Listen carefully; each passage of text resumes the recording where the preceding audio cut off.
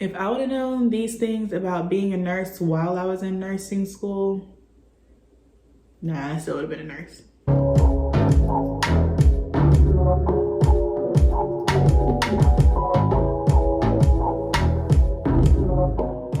Hey guys, welcome back to the channel. So today I'm going to tell you 10 things that I wish I would have known about being a nurse while I was in nursing school. So first things first, I wish I would have known that nursing school doesn't 100% prepare you for your job. I expected to come out of nursing school knowing what I was doing, knowing about these diagnoses and knowing about these medications. But honestly, it really just depends on what your specialty is going to be. So nursing school will give you the basics of nursing. Is going to teach you a little bit about pediatrics, a little bit about psychiatric care, a little bit about oncology, a little bit about this, a little bit about that. And probably 60 to 70% of nursing school was just straight up med surg. School just prepares you enough to pass NCLEX. And then once you pass your NCLEX and you're working on the floor, that is where you learn how to be a nurse. That is where you learn how to apply this pathophysiology and this pharmacology and how to apply it to your patient. So the second thing, you might not get your dream job right away. If you would have told me that when I graduated nursing school, I wouldn't have been in the NICU, I probably would have looked at you crazy like, yeah, girl, I'm gonna be in the NICU because that's what I've always wanted to do and I'm gonna do it. But did not happen. So yeah, I thought I was gonna be in the NICU. I thought I was gonna go straight into the NICU because I had plans and I had goals. But life said, sit down, girl. You just wait your turn. So another thing, you are not gonna make as much money as you think. So before I graduated nursing school, I had little jobs here and there, but I didn't have a job making real adult money. So I thought that I was gonna be rolling in the dough. Well, not rolling in the dough, but I thought I was gonna make more money than I was making, which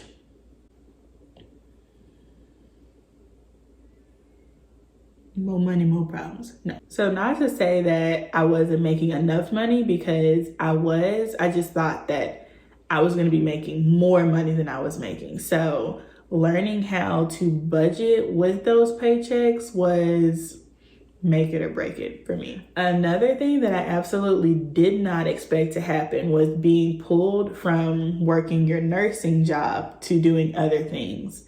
I never in a million years thought that as a nurse, I would have to be pulled to safety sit, or I would have to be pulled to tech, or I would have to be pulled to a totally different floor to help them work. But even beyond the pandemic, sometimes you're short staffed, sometimes you have an overflow of patients and not enough staff to do what you need to do. So saying that to say, just because you're a nurse doesn't mean that these other jobs are beneath you. You're a nurse, you are a housekeeper, you are a coffee fetcher, you are a waitress, you are all these different things. So just because you have your RN or your BSN or any type of degree doesn't mean that anything else is beneath you. I had to learn. I was like, teching is not in my job description. Safety sitting is not in my job description, but being a nurse, you have to be flexible and you have to be able to do these different types of things so that you can help your patients overall. So like your teacher would say in high school, the bell doesn't dismiss you. I do. Same thing with shift change. Just because it's 7:08 or 7:06 or whatever time does not mean that you get to just boop, clock out. So there are times when you are going to be swamped. You have an admission that just came in. You have some charting you still need to do. Plus you have to give report. You have to make sure that your rooms are going to be presentable. Sometimes some of us don't do that. Just going to put that out there. But you have all these things that you have to do before you can clock out and go home. So that's one thing. When I first became a nurse, I would make these plans with my line sisters when I was still in Jonesboro. I would still try and make certain events on campus. And those would be the exact days when I would have an admission come in, or a discharge and an admission, or something crazy would happen when I wouldn't just be able to go home like everybody else would. So another thing, you take your job home with you a lot of the time. Your patients are in the hospital, they're sick, they need some help, they need some care. So depending on what type of patients you have, you can take that home with you, especially working in the NICU. These sick little babies, I am laying in the bed thinking, what can I do to help this baby get better? What can I do to help this parent feel like they're a parent while being in the NICU? What can I do? If I do this, what will happen? If I do that, what will happen? So you take your job home with you a lot of the time. So leading into that, it can be emotionally draining. So when you clock out and you're on your way home, you may play some music, but you're gonna drift off and think about, did I do everything that I needed to do for my patients during my shift? Did I leave anything untouched? Did I not document something? Did I not chart something? Did I not scan this med? Did I?